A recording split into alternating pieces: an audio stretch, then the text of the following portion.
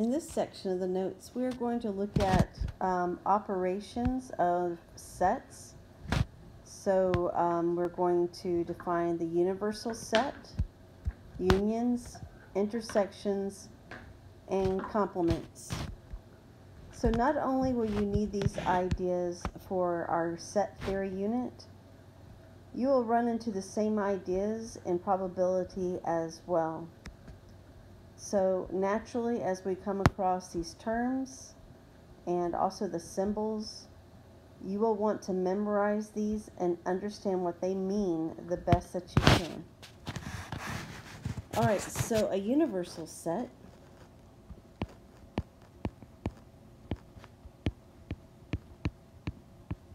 is a set that contains all of the elements we are interested in.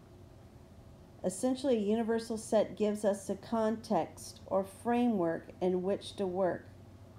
Often the letter U is used to denote the universal set.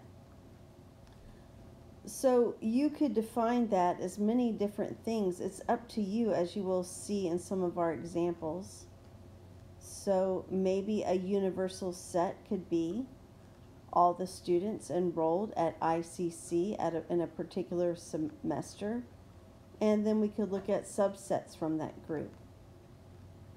You could look at all of the members on a particular team as a universal set and then divide those up into subsets. Hopefully you get the general idea. Okay, our next term is the union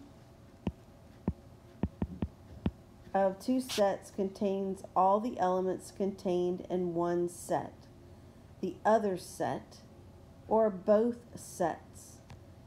The union of two sets is denoted A union B. And it kind of looks like a U. Formally, X is an element of the union of A and B if X is an element of A or X is an element of set B or both. X could be an element of both.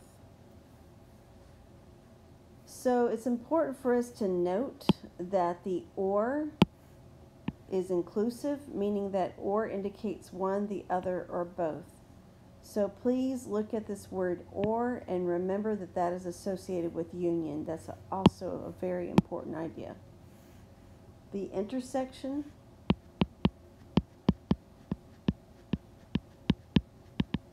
of two sets contains only the elements that are in both sets and is denoted A intersect B.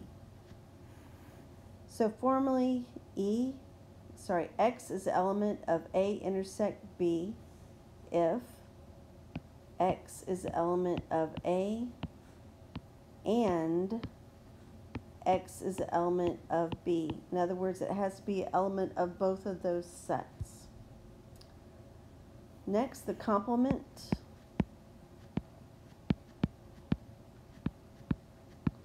of a set contains everything that is not in the set. So it's denoted as A, and then you have a superscript C, or sometimes we'll see A prime. Quite frankly, it depends on what textbook you're using, so I just want to make you aware of this notation as well. So formally, if X is an element of the complement of A, it's a part of the universal set, but we just know that X is not an element of A. It could be a member of anything else but A.